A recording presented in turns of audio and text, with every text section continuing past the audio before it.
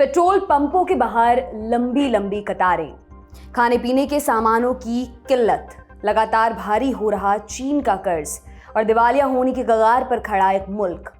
ये विवरण सुनकर किस देश की याद आती है? आप कह सकते हैं श्रीलंका। इस जवाब में कुछ भी गलत नहीं है, बस इतना कि हमारे सवाल का एक और विकल्प तैयार हो रहा है।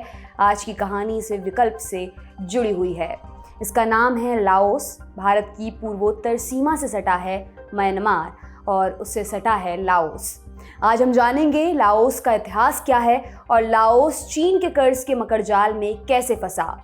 नमस्कार, मेरा नाम दिव्यांशी है और आप देखना शुरू कर चुके हैं लल्लन टॉप का अंतर्राष्ट्रीय प्रसंगों से जुड़ा रोजाना का कार्यक्रम दुनियादारी।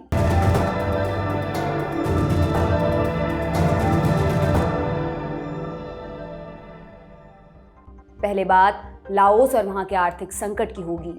शुरुआत इतिहास से। देश का नाम लाओस है, वहां के लोगों को लाओ कहा जाता है। इनका उद्यम चीन के यूनान प्रांत से जुड़ा है।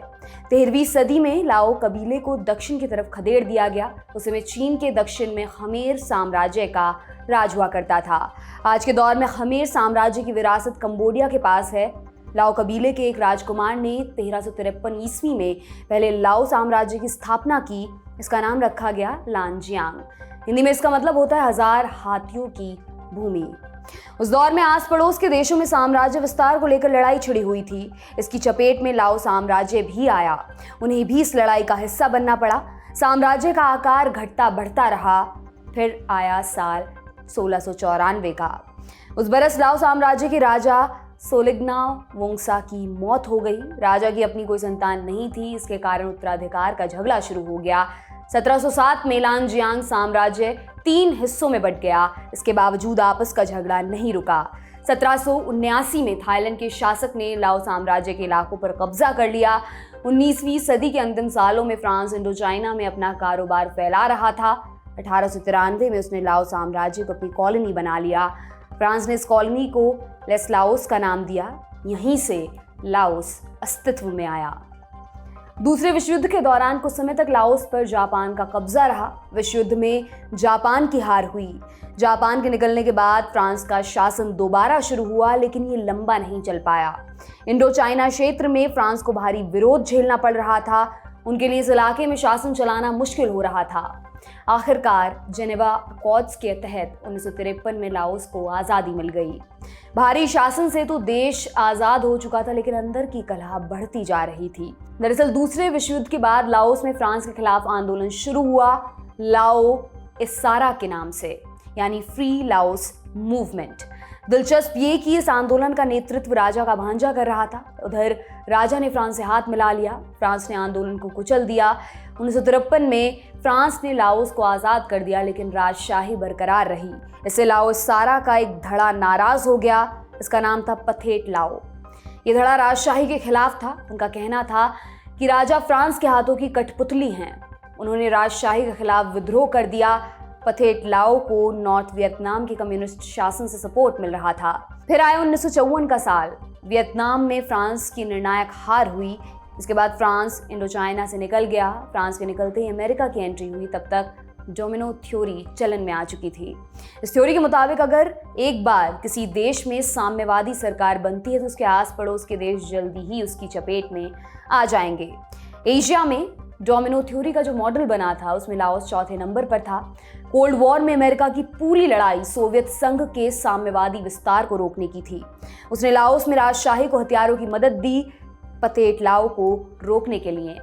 अब लाओस में कोल्ड वॉर का मैदान तैयार हो चुका था। पथेट लाओ को उत्तरी वियतनाम के कम्युनिस्ट हथियार दे रहे थे। नॉर्थ वियतनाम के कम्युनिस्टों को सोवियत संघ का सपोर्ट था। दूसरी तरफ लाओस आर्मी को सीधे अमेरिका हथियार दे रहा था। इस गणित का परिणाम 1960 में सामने आया, जब लाओस में सिविल वॉर छिड़ गया। 1961 में जॉन एफ कैनेडी अमेरिका के 35वें राष्ट्रपति बने। वो कोल्ड वॉर के ताप को कम करना चाहते थे। इसी कोशिश के तहत लाओस को न्यूट्रल रखने को लेकर समझौता हुआ। जुलाई 1962 में समझौते पर 14 देशों ने दस्तखत किए। इनमें अमेरिका, ब्रिटेन, सोवियत संघ, चीन, Bharat, Cambodia, south Vietnam, north Vietnam, France, Poland, Canada, Myanmar, Thailand और लाओस शामिल थे। ये सभी मुख्य तौर पर 3 शर्तों पर सहमत हुए थे। पहला, लाओस को किसी सैन्य गुट में शामिल नहीं किया जाएगा। दूसरा, लाओस की धरती पर कोई सैन्य अड्डा नहीं बनाया जाएगा। और तीसरा, लाओस की सरकार संविधान और कानून का पालन करेगी। ये समझौता बस कागज पर हुआ था। जब पालन करने की बात आई, हर पक्ष चुपचाप किनारे हट गया था। पथेट लाओ को कम्युनिस्टों का, जबकि रॉयल आर्मी को अमेरिका का सपोर्ट मिलता रहा। लाओस में हिंसक संघर्ष का ग्राफ लगातार ऊपर गया। 1960 के दशक में वियतनाम वॉर में अमेरिका का दखल बढ़ रहा था। वो नॉर्थ वियतनाम से कम्युनिस्टों को खत्म करने के इरादे से आया था, लेकिन उसके लिए इस दलदल से निकलना मुश्किल होता गया। नॉर्थ वियतनाम के कम्युनिस्ट सप्लाई के लिए एक सीक्रेट रूट पर निर्भर थे। इस रूट को हो ची मिन ट्रेल के नाम से जाना जाता है। इसी हो ची मिन ट्रेल के जरिए साउथ में लड़ रहे नॉर्थ वियतनाम के सैनिकों को सप्लाई पहुंचाई जाती थी। इस रूट का बड़ा हिस्सा लाओस से होकर जाता था। अमेरिका ने इसको तबाह करने के लिए लाओस और कंबोडिया में भयंकर बमबारी की। कहा जाता है कि दूसरे विश्व युद्ध के बाद इतनी बड़ी संख्या में किसी देश पर बमबारी का कोई और इतिहास नहीं है। तमाम तिकड़मों के बावजूद अमेरिका नॉर्थ वियतनाम को झुकाने में नाकाम रहा। अप्रैल 1975 में साउथ वियतनाम की राजधानी साइगोन पर कम्युनिस्टों का कब्जा हो गया। अमेरिका को अपना बोरिया बिस्तर समेट कर बाहर निकलना पड़ा। उनके निकलते ही साउथ और नॉर्थ वियतनाम एक हो गए। वियतनाम में एक छत्र कम्युनिस्ट शासन था। लाओस के पथेट लाओ पर उनका वर्चस्व था। इसका फायदा उठाते हुए पथेट लाओ ने दिसंबर 1975 में राजा को गद्दी से उतार दिया। इसके बाद लाओस में लाओ पीपुल्स डेमोक्रेटिक रिपब्लिक की स्थापना हुई। पथेट लाओ का काम पूरा हो चुका था। सत्ता उसके पॉलिटिकल विंग के पास आई, लाओ पीपुल्स रिवोल्यूशनरी पार्टी। तब से लाओस में इसी पार्टी की सरकार बन रही है। वहाँ एक दलीय व्यवस्था है। लाओस में भी दमनकारी सरकार का ही शासन है, लेकिन उसकी चर्चा बहुत कम होती है। जानकारों की माने तो लाओस आकार में छोटा है। उसके पड़ोसी देशों में आम जनता का इतना शोषण होता है कि उसकी चर्चा छिपी रह जाती है। दूसरी बात यह भी कि लाओस में म्यांमार या थाईलैंड जैसा कोई संगठित आंदोलन खड़ा नहीं हुआ है। इस वजह से भी लाओस में चल रही तानाशाही का जिक्र सामने नहीं आता। लाओस की एकदलीय सरकार का एक दूसरा पहलू भी है। सरकार ने अपनी 70 लाख की आबादी का जीवन सुधारने के लिए ठीक ठाक काम किया है। पर्यटन को बढ़ावा दिया गया है। खूब सारी सड़कें और पुल बनवाए गए हैं। यहाँ तक तो सब ठीक था, लेकिन सरकार ने गलती कर दी। उसने खर्च और आमदनी का हिसाब रखना छोड़ दिया। लाओस के इंफ्रास्ट्रक्चर को विकसित बनाने के लिए खूब सारा कर्ज लिया गया, मगर चुकाने का समय आते आते खजाना खाली हो चुका था। अभी जो हालात हैं उसके मुताबिक लाओस कभी भी दिवालिया हो सकता है। देश में महंगाई की दर लगभग 24% तक बढ़ चुकी है। खाने पीने के सामान की भारी किल्लत हो गई है। कुकिंग ऑयल और दालें बाजार से गायब हैं। आबादी का एक बड़ा हिस्सा एक समय के भोजन के सहारे गुजारा कर रहा है। लाओस की मुद्रा किप का मूल्य घटकर 1/3 रह गया है। जून 2022 में मूडीज ने लाओस की क्रेडिट रेटिंग घटा दी थी। अब उसके लिए अंतर्राष्ट्रीय बाजार से पैसे उठाना मुश्किल हो गया है। लाओस के आर्थिक संकट की वजहें क्या हैं? लाओस पूरी तरह से जमीन से घिरा हुआ है। वो आयात और निर्यात के लिए अपने पड़ोसियों पर निर्भर है। मतलब लाओस की अर्थव्यवस्था काफी हद तक पड़ोसियों पर निर्भर करती है। लाओस पर सबसे अधिक असर कोरोना महामारी का पड़ा। दुनिया भर में सप्लाई चेन्स प्रभावित हुई। पर्यटकों का आना बंद हो गया। महामारी का ताप कम हुआ तो रूस यूक्रेन युद्ध शुरू हो गया। इसके कारण दुनिया भर में खाद्य पदार्थों की कीमतें बढ़ी हैं। लाओस के लिए इस दो तरफा मार से निकलना मुश्किल हो गया है। दूसरी और सबसे मजबूत वजह चीन के कर्ज का मकड़जाल है। लाओस सरकार ने रेलवे, रोड और हाइड्रो पावर प्रोजेक्ट के लिए खूब सारा लोन लिया। इस समय लाओस के ऊपर लगभग 1,20,000 करोड़ रुपए का लोन है। इनमें से आधे से अधिक पैसा चीन ने दिया है। लाओस में चल रहा सबसे नया प्रोजेक्ट रेल लाइन का है। ये रेल लाइन लाओस की राजधानी वियंताइन को चीन से जोड़ेगी। इसके लिए चीन ने लगभग 45,000 करोड़ का कर्ज दिया है। ये रेल लाइन चीन के one belt one road project का हिस्सा है। जैसा कि चलन रहा है, अगर कोई देश तय समय पर चीन का कर्ज नहीं चुका पाता, तब चीन उनकी संपत्तियों को लीज पर ले लेता है। सबसे बड़ा उदाहरण श्रीलंका के हम्बनटोटा पोर्ट का है। श्रीलंका सरकार कर्ज चुकाने में नाकाम रही थी, तब उसे पोर्ट को 99 साल के लिए चीनी कंपनी को लीज पर देना पड़ा था। क्या लाओस नया श्रीलंका बन सकता है? ये एक बड़ा सवाल है। जानकारों का कहना है कि इस सवाल से चीन भी परेशान चल रहा है। श्रीलंका के आर्थिक संकट ने उसकी छवि को काफी नुकसान पहुंचाया है। श्रीलंका पर से उसकी पकड़ भी कमजोर हुई है। अगर लाओस भी श्रीलंका की राह पर गया तो इस इलाके में चीन और उसकी वन बेल्ट वन रोड परियोजना को धक्का पहुंचेगा। फिलहाल सारा दारोमदार चीन के ऊपर है। अगर उसने रियायत नहीं दी तो लाओस में बड़ा राजनीतिक उलटफेर देखने को मिल सकता है। इस मामले में जो भी अपडेट्स होंगे उन्हें हम आप तक लगातार पहुंचाते रहेंगे। ये था हमारा बड़ी खबर सेगमेंट। अब सुर्खियों की बारी। पहली सुर्खी फ्रांस से है। फ्रांस की सीन नदी में एक हफ्ते से फंसी व्हेल को सुरक्षित बाहर निकाल लिया गया है। इस बचाव अभियान में 80 लोगों की टीम लगी हुई थी। इनमें गोताखोर और पुलिस के लोग भी शामिल थे।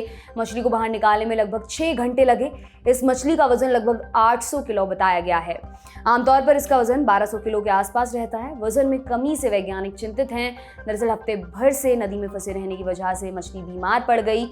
उसे खाना खिलाने की कोशिश की गई थी, लेकिन उसने खाने से मना कर दिया था। उसे ट्रक में ले जाकर खुले समुद्र में छोड़ दिया जाएगा। ये रही रेस्क्यू की कहानी। अब थोड़ा इस व्हेल के बारे में जान लेते हैं। इसकी पहचान बेलुगा व्हेल के रूप में की गई है। बेलुगा व्हेल अमूमन आर्कटिक जैसे ठंडे समुद्र के पानी में पाई जाती है। वे किस तरह सीन नदी में आए इसको लेकर जांच चल रही है। फिलहाल इसके बारे में कुछ जानकारी सामने नहीं आ सकी है। बेलुगा व्हेल मछली की औसत जिंदगी 35 से 50 साल की होती है। मादा का वजन 700 से 1200 किलो और नर बेलुगा व्हेल का वजन 1100 से 1600 किलो तक हो सकता है। आज की दूसरी अंतिम सुर्खी अमेरिका से है। अमेरिका के न्यू मैक्सिको में 4 मुस्लिमों की सीरियल किलिंग की घटना ने पुलिस को हैरान कर दिया है। 9 अगस्त को पुलिस ने इस मामले में एक संदिग्ध को गिरफ्तार भी किया है। 51 वर्षीय मोहम्मद सैयद पर 2 लोगों की हत्या का आरोप है। पुलिस का कहना है कि उसके घर से कई तमंचे बरामद किए गए हैं। आरोपी अफगानिस्तान से अमेरिका रहने आया था। पुलिस का कहना है कि उसने एक गाड़ी भी बरामद की है। गाड़ी के साथ उसके ड्राइवर को भी गिरफ्तार किया गया है। जांचकर्ताओं का कहना है कि हो सकता है ये हत्याएं व्यक्तिगत खुन्नस की वजह से की गई हों। आरोपी के घर की तलाशी में ऐसे सबूत मिले हैं जिससे लगता है कि हत्यारा उनको पहले से जानता था। इसके तहत इन हत्याओं के बारे में अमेरिका में एक और थ्योरी चल रही है। थ्योरी है शिया सुन्नी वाली। ये बात कही जा रही है कि हत्यारा एक सुन्नी मुस्लिम है। उसकी बेटी ने एक शिया से शादी कर ली थी, जिसकी वजह से वो नाराज था। इसी नाराजगी के चलते उसने ये हत्याएं अंजाम दी। हालांकि पुलिस इस थ्योरी पर बयान देने से बच रही है। जिन 4 मुस्लिमों की हत्या हुई है उनमें से 3 पाकिस्तानी मूल के बताए जा रहे हैं। पुलिस ने जानकारी भी दी है वे तीनों एक ही मस्जिद में जाया करते थे। चौथा व्यक्ति जिसकी हत्या नवंबर 2021 में हुई थी वो अफगानिस्तान से आया था।